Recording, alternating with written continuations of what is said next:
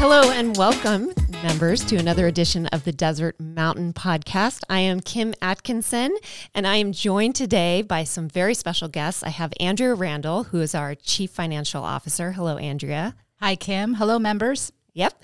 And Athena Kaviris, who is a member of our board and been a member at Desert Mountain for how many years now? 25 this year. Oh, my goodness. 25 years. I know. I joined when I was 5. Yeah, of course.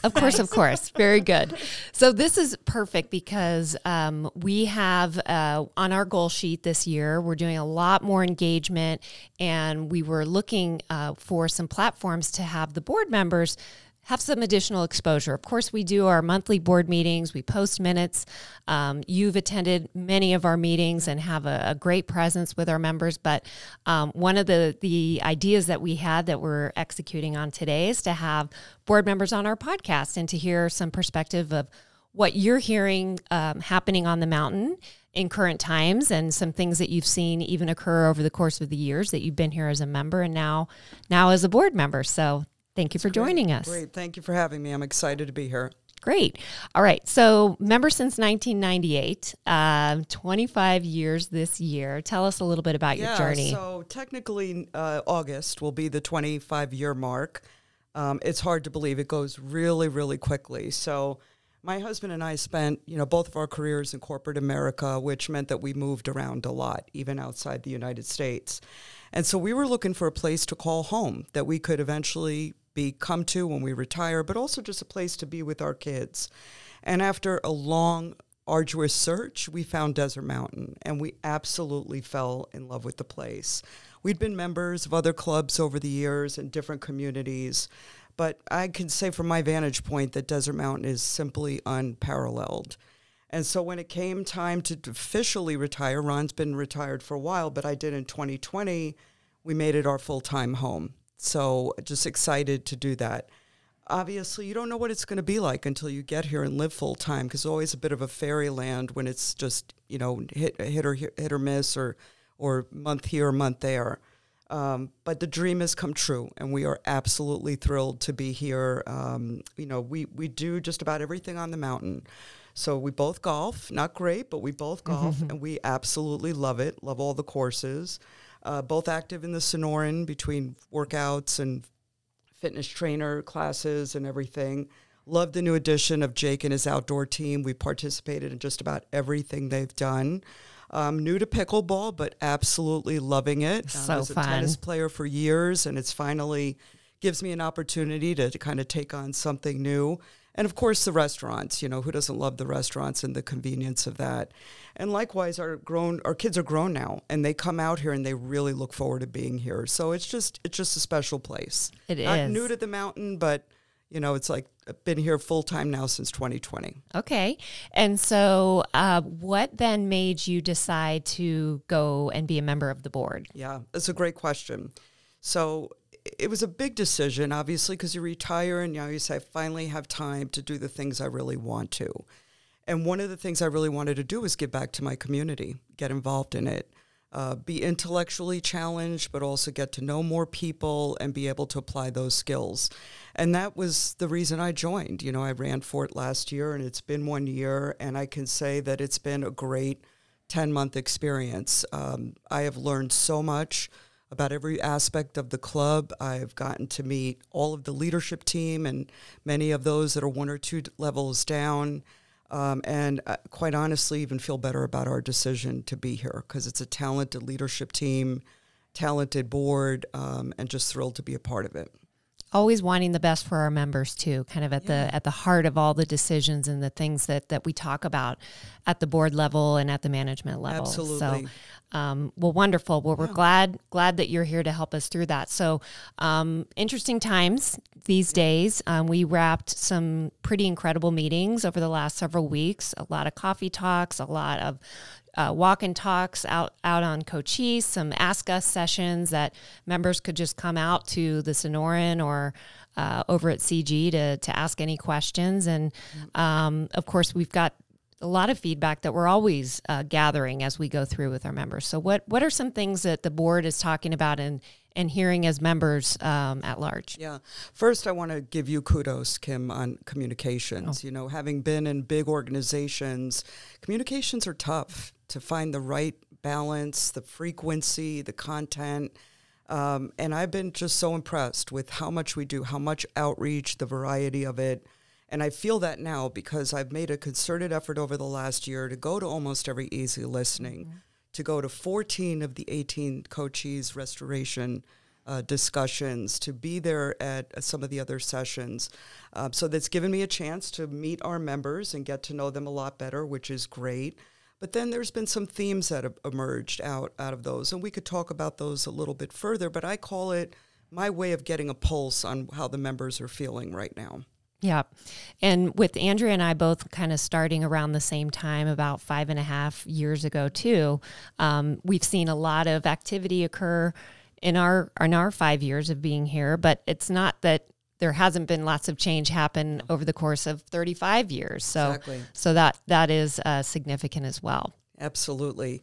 I want to share some of those themes, but I'm a data-driven person, which, is not always when you're in human resources, people use data, but I think it's super, super important. So the first thing that surprises me when I talk to members is, do they really understand what the composite of our membership looks like today?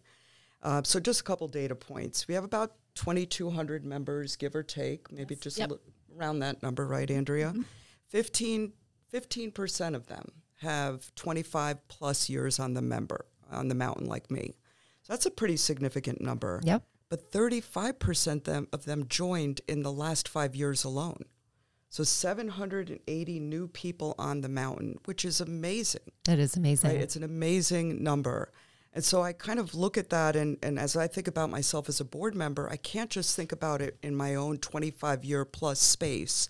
I have to think about what that looks and feels like for those almost 800 brand new people Absolutely. who've been on the mountain in the last 5 years. And then you have off-property members, on-property members, people partial year, people, so it's a diverse group of people.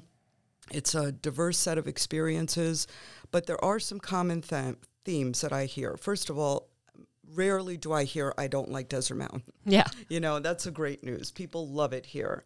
And what do they want? They want great service. They want great golf. They want a diverse set of amenities. They want experiences for their family. They want safety. They want contemporary thinking. That's common, no matter what, sector of the membership that I talk to. And frankly, that's the same thing I wanted over 35 years ago when the club started and 25 years ago when I joined. Yep. So that's really great insight, Athena. Let's talk a little more about the expectations our members have and how that maybe relates to our vision and our mission that we talk so much about. Yeah, so Kim, I see those as one and the same, right? One might seem more fancy and fluffy of a statement, but it's all in there. Our members want us to be the best we can be. By default, vision statements are aspirational in nature. They need to inspire you. They need to be something that you're shooting for and aiming for. It's another reason why I joined the board, because I said, wow, I want to be a part of that winning team. I want to be a part of helping it continue to be the best it can absolutely be. So I view them as the same. I was even more bought into it when I found out how we created the vision statement. So back in 2020, the board got together, as they always do, to develop their strategic 5-year plan. And that was a statement that they put out there, an aspirational goal. And they felt good about that. And that went into then designing that 5-year plan. But they didn't stop at that point. They said, well, we need to really make sure that it resonates with our members too. So for those of you who have been around at least the last 3 years, you probably participated in the chamber survey. And we specifically asked that question there. We put the vision statement out and said, how do you feel about that? And the great news is that 90% of the respondents said, yeah, we like it. Yeah. And so as any good leadership and board team, we took that and we ran with it. We knew that's what people wanted, and we're building on that. And I see the team trying to work on that every single day. Very true. Yes, our plan, our 5-year plan, capital plan, revolves around this vision and revolves around feedback we've heard from our members each and every day. So let's talk about the capital plan and the financial modeling that we do at the club, and how it relates to the vision statement. Athena just laid it out as something aspirational. Capital plan is very specific, but how we look at that as a club doesn't necessarily mean these are the things that we're doing in the next 5 years. It is there to guide us and guide our thinking and to help us study what the potential is. Absolutely, Kim. It's a plan, and it's continuously evolving, changing, updating. Obviously, our members' needs change. A perfect example was the pickleball courts. We had built 6 pickleball courts about 5 years ago, and it's been a tremendous amenity. That's an aspirational amenity. It wasn't something that was already here, and our members love it. And 6 was not enough. So about a year ago, a little less than a year ago, the board and management made the decision that we do need, based on our membership feedback, we need to add a couple more pickleball courts. Then there is deferred maintenance. The latest 5-year plan is on the website. It's under the governing documents in the boardroom. And I want to reiterate, the vast majority of the 5-year capital plan reflects addressing deferred maintenance, just over 70% of this plan. You can see it includes the 2 golf courses and even the CG Clubhouse. Elements of the CG Clubhouse is addressing deferred maintenance. So the plan is continuously evolving. It's never one and done. The plan will evolve if all of a sudden financial resources are not what we expected them to be, because a plan has a lot of assumptions that may or may not come true. So even this year, our management team is prioritizing our capital. Even though we have a budget, it does not mean we're going to move forward with every line item in the budget. And we're prioritizing by quarter based on the financial results that we're seeing each and every month. And so if the financial results are missing in some ways and we can't make it up, then we'll adjust the capital plan as well in a way that will be balanced for all of our membership. Yeah, and I just want to add, I don't sit on the finance committee as an official member, but I've tried to attend as many meetings as possible because, if you join a board today, you want to make sure you're working with the right people and you want to make sure the financials are sound. So I had to get comfortable with that. First of all, I'd say Andrea and her team are amazing. Really, I've worked with some great CFOs in my career, and the flexibility and the stability and the calmness with which they manage it in such a small team is really quite impressive. And we have not had one board meeting where we've said we need this data that she doesn't either already have it at her fingertips or can't get it readily. The other thing I think I know I hear a lot of it, this people are a little nervous about, are we spending too much money and how do we balance all of this? I think we all worry about that in our own checkbooks these days. Again, every meeting I've been in, whenever we contemplate, okay, maybe pickleball's the next thing, Andrea's the first one to say, I know I can find cost savings somewhere else in the budget to offset that expenditure. So constantly looking at how do I rethink the financial plan gives me a ton of confidence that we're being really prudent with our money as members. Thank you, Athena. Yeah, I mean, you have to be. You have to be willing to adjust, especially in today's climate. There's a lot of uncertainty that we all feel each and every day. And, that's why the plan is, in my opinion, so much more important. If we didn't already plan and be looking to the future, and if we were constantly reacting, then we probably wouldn't be making the right decisions. And so we want to be ahead of the game. I don't want to wait till a catastrophe happens. I want to have plans in place of where we can make adjustments long before things get too difficult. Yeah. So on the topic of change, because that came up a lot in our Ask Us sessions, I just found a chart out there. It actually comes to a video that was put out. Great videos, by the way, Kim. Thank you. And this is just an example here. And I'm not expecting you to read it, but just by the total number on the chart, I think what it illustrates is since the inception of Desert Mountain in 1986, there have been no fewer than 18 significant projects or enhancements on the mountain. So on average, we're talking about every 2 years. That is the reason why we've joined. That's the reason why we've stayed. That's the reason why we have almost 800 new members in the last 5 years, because they see that growth, they see that commitment, they see that sound management, and they know there's also a plan to continue to look at the right kind of change going forward. But let's be honest, change is not easy. You know that old saying, people say, oh yeah, I really love change, but you go first, Kim. And we're feeling that on the mountain. Sure. So we get that, and we're sensitive to it, and we're trying to adjust along the way, and we're trying to make the changes that'll continue to make this the gem that it's been for the last 35 years. Right, and helping to just reinforce that with our membership, with the things that we're looking to do, and how do we tee that up? We put it in a Mountain Minute. We put it on video. We talk about it on a podcast. We're going to try a message in a bottle, I think, next. Maybe some smoke signals. I don't know.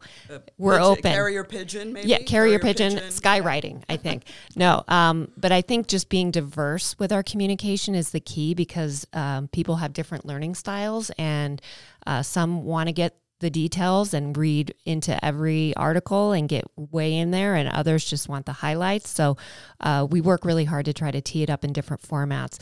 The easy listenings that we talk about, and coffee talk sessions, having maybe some more engagement at an easy listening where it's a mixer style. That way it's a little bit more relaxed, and we can kind of showcase different departmental updates in a way that is a little more fun and engaging, and allow for some two-way communication. I think that's where our biggest opportunity is we certainly put a lot of information out. How can we do better on the two-way side of communication? Right. Again, just another example of where I think this team tries to flex based upon feedback. I've been to so many easy listening sessions, a lot of time spent by the leadership team. On average, we've had about 10 members join. So it's not, those 10 members are incredibly important, but how do we make sure that we're being as impactful as we can be? So I love the new mixer concept. We also got feedback on the Ask Us sessions is, we'd like to hear some more from the board. Mm-hmm. That's why we're doing this, right? We, at the end of the day, we're members too, but we're working on your behalf. And so you need to know who we are. You need to be able to address questions to us. Again, not getting in the weeds, because that's an operational thing that Damon and his team will get. But I think varied communications is what we're hearing people would like, and your team's responding to that. That's great. Yeah. Very good. And by the way, we didn't introduce your background, corporate America, yes, but HR. Yes. So, and actually this is kind of fun for me, because a big part of my trio was typically the CEO, the CFO, and the human resources leader. So, yeah, I had a chance to work for the General Electric company, as did my husband. 25 years, fantastic career, moved all around, and the last role I was with GE Aviation as the head of human resources there. So it's great. I mean, and I feel that same connection coming into this role as a board member, working closely with the leadership team and closely with the board, just a talented group of people. So it's been a lot of fun. That's so interesting. And having kind of that pride built from the inside out is a lot of what we experience here, and a lot of why we have members care so much about the things that we're doing, and we shouldn't be surprised about that, right? I mean, we evoke a lot of great feedback and look for more, and always looking to evolve to help our members. Yeah, and I think I have an ask for my fellow members on that front is, the more engaged you become in what's happening on the mountain, why it's happening, gives you the ability to ask questions that matter to you. And so, it's just important. I'd ask you to be as engaged as you possibly can be. Read the communications. If you have other suggestions or ideas, any one of us on the board, or Kim or Andrea or Damon, send us your thoughts or ideas. We'll do the best we can to flex and to accommodate that. But, we'll do our part. We really need our members to engage as well and be, knowledgeable about what's happening on the mountain. Very true. Well said. Yeah, very well said. And it's important, Athena. I mean, as a CFO, we put out a lot of numbers, and the numbers on the page can mean different things to whoever reads them. And so it's important for us to, one, explain what's going on, and you'll be seeing the year-end financial report come out today. So please make sure you take a look. But two, we're always available to answer questions, because even though what we put on the page, it still may not be clear, and please pick up the phone and call. Very good. Any parting thoughts at all, Athena, Andrea? No, I really just appreciate the time. I've had a chance to meet a lot of the members over the last year, but I have a lot more work to do. So this is one way to hopefully get out to a lot more members, and I'll get it to see you somewhere, maybe pickleball, dinner, wherever.